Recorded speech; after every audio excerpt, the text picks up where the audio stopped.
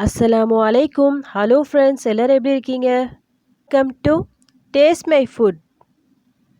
இன்னைக்கு நாம என்ன ரெசிபி பார்க்க போறோம்னா, கிட்ஸ்க்கும் சரி, பெரியவங்களுக்கும் சரி, எல்லாருக்கும் ரொம்ப பிடிச்ச டோனட். அதுவும் சர்க்கரைவள்ளி கிழங்குல இந்த டோனட்ட நம்ம பண்ண போறோம். மலேசியால ரொம்ப ஃபேமஸான ஒரு ரெசிபி, ஸ்வீட் பொட்டேட்டோ டோனட். அதுதான் இன்னைக்கு நம்ம பார்க்க போறோம். இது ரொம்ப ஈஸியா செஞ்சிடலாம். பெர்ஃபெக்ட்டா வரும் இது. பிகினர்ஸ் கூட தாராளமா இத ட்ரை பண்ணலாம். ஓகே. இது எப்படி செய்யுதுன்னு இப்ப பார்க்கலாம்.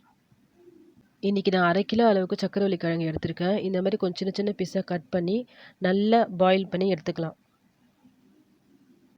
இது நல்லா வெந்துடுச்சு. இப்போது நம்ம இதை ஆறிட்ட பிறகு இதில் இருக்க தோல்லாம் உரித்து எடுத்துக்கலாம். இப்போ இந்த மாதிரி ஸ்பூனை வச்சு இதை நல்லா மசிச்சு விட்டுக்கலாம். கிழங்கை நல்லா பாயில் பண்ணி எடுத்துக்கோங்க. அப்போ தான் ஈஸியாக மேஷ் ஆகும். இப்போ இது கூட நான் 1 கப் அளவுக்கு மைதா மாவு ஆட் பண்ணுறேன். இது வந்து கரெக்டாக 100 கிராம் 100 கிராம் இருக்குது. உங்களுக்கு மைதா சேர்க்க விருப்பம் இல்லைன்னா நீங்கள் அதுக்கு பதிலாக கோதுமை மாவு சேர்த்துக்கலாம். நான் பர்ஃபெக்டாக டோனட் வரணுன்றதுக்காக நான் இதை ஆட் பண்ணியிருக்கேன். சப்பாத்திக்கெலாம் மாவு பிசைகிற மாதிரி நல்லா பிசைஞ்சு விட்டுக்குங்க. இதுக்கு தண்ணிலாம் எதுவும் ஆட் பண்ண தேவையில்லை. இந்த கிழங்குல நம்ம மிக்ஸ் பண்ணுறோம்ல, அது இதை சேர்த்து மிக்ஸ் பண்ணும்போதே ஆட்டோமேட்டிக்காக அந்த பக்குவம் நம்மளுக்கு வந்துடும். மாவு பிசையும் போதே கொஞ்சமாக லைட்டாக உப்பு ஆட் பண்ணிக்கிங்க. நான் அதை சொல்ல மறந்துட்டேன். இப்போ நம்ம மாவு வந்து ரெடி ஆயிடுச்சு. ஓகே, இதுக்கு நம்ம இப்போது டோனட் ஷேப் கொடுக்கலாம். நான் எப்படி பண்ணுறேன்னா, கையால் இந்த மாதிரி நல்லா உருண்டையாக உருட்டிக்கிங்க. இந்த மாதிரி கையாலே நல்லா தட்டி விட்டுக்குங்க. ஒரு வாட்டர் பாட்டிலை மூடி எடுத்துக்கோங்க. இந்த மாதிரி நல்ல ஒரு ப்ரெஸ் கொடுங்க. ப்ரெஸ் கொடுத்து இது எடுத்த உடனே நம்மளுக்கு பர்ஃபெக்டான டோனட் ஷேப்பில் நம்மளுக்கு கிடச்சிடும். இதே மாதிரி மிச்சம் இருக்க எல்லாத்தையும் செஞ்சு எடுத்துக்கோங்க. இப்போ நம்ம டோனட்ஸ் எல்லாம் ஃப்ரை ஆகிறதுக்காக ரெடியாக இருக்காங்க. எண்ணெய் நல்லா சூடாயிடுச்சு. இப்போ நம்ம டோனட்ஸ் இதில் போட்டுக்கலாம். மீடியம் டு ஹை ஃப்ளேமில் வச்சுக்கிங்க. ஆல்ரெடி கிழங்க நம்ம நல்லா பாயில் பண்ணி எடுத்துருக்கோம். ஸோ இந்த மாவு மட்டும் இப்போ நல்லா வேகணும். ஒன் சைட் நல்லா கோல்டன் ப்ரௌன் கலர் வந்த உடனே இன்னொரு பக்கம் திருப்பி விட்டுக்குங்க.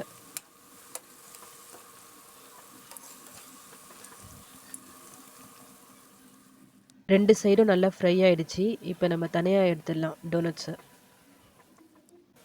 இதே மாதிரி பேலன்ஸ் இருக்க எல்லாத்தையும் ஃப்ரை பண்ணி எடுத்துடலாம். இப்போது நம்ம சுகர் சிரப் ரெடி பண்ணிக்கலாம் இந்த டோனட்ஸ்க்கு. நான் வந்து இன்றைக்கி 3/4 கப் அளவுக்கு சுகர் இதில் ஆட் பண்ணியிருக்கேன். அதுக்கு ஈக்குவல் குவான்டிட்டி 3/4 கப் அளவுக்கு தண்ணி இதில் ஊற்றுறேன். இது போட்டு ஸ்டவ் ஆன் பண்ணிக்கலாம். நீங்கள் சுகர் சிரப்புக்கு பதிலாக சுகரை சும்மா பவுட்ரு பண்ணி அந்த டோனட்ஸ் ஃப்ரை பண்ணி எடுத்தோம்ல, அதில் சும்மா அப்படியே ஸ்ப்ரிங்கிள் பண்ணி தூவி கூட சாப்பிட்லாம். நல்லா தான் இருக்கும்.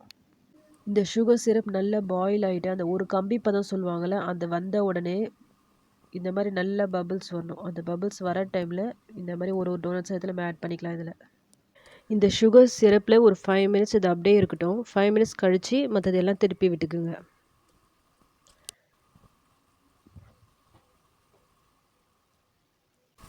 ரெண்டு சைடும் சுகர் சிரப்பு நல்லா இது வந்து அப்சர்வ் பண்ணியிருக்கோம். நல்லா இறங்கிட்டு இருக்கும். இப்போ வந்து இதை நம்ம தனியாக எடுத்துடலாம். இப்போ நம்ம ஸ்வீட் பொட்டேட்டோ டோனட்ஸ் எல்லாம் சாப்பிட்றதுக்கு ரெடியாக இருக்குது. இது மேலே வந்து நல்லா க்ரன்ச்சியாக நல்லாயிருக்கும். அந்த சுகர் கோட்டிங் கொடுத்துருக்கோம்ல, அதனால் நல்லா க்ரன்ச்சியாக இருக்கும். உள்ளே பாருங்கள் எவ்வளோ நல்லா சாஃப்டாக நல்லா வெந்திருக்கு பாருங்கள். சாப்பிடும்போது உள்ளே நல்லா சாஃப்டாக இருக்கும், மேலே க்ரன்ச்சியாக நல்லாயிருக்கும். இது சர்க்கரைவள்ளி கிழங்குல செஞ்சது சொல்லிட்டு யார் சொன்னாலும் நம்பவே மாட்டாங்க. எப்போவுமே நார்மலாக பாயில் பண்ணி தான் நம்ம சாப்பிடுவோம் இந்த கிழங்க. ஒரு சேஞ்சுக்கு இப்படி செஞ்சு சாப்பிட்டு பாருங்கள். எப்படி வந்துச்சுன்னு எனக்கு கமெண்ட்ஸில் சொல்லுங்கள். இந்த ரெசிபி உங்களுக்கு பிடிச்சிருந்தா லைக் பண்ணுங்கள், ஷேர் பண்ணுங்கள், கமெண்ட் பண்ணுங்கள். மறக்காமல் சப்ஸ்கிரைப் பண்ணுங்கள். தேங்க்யூ.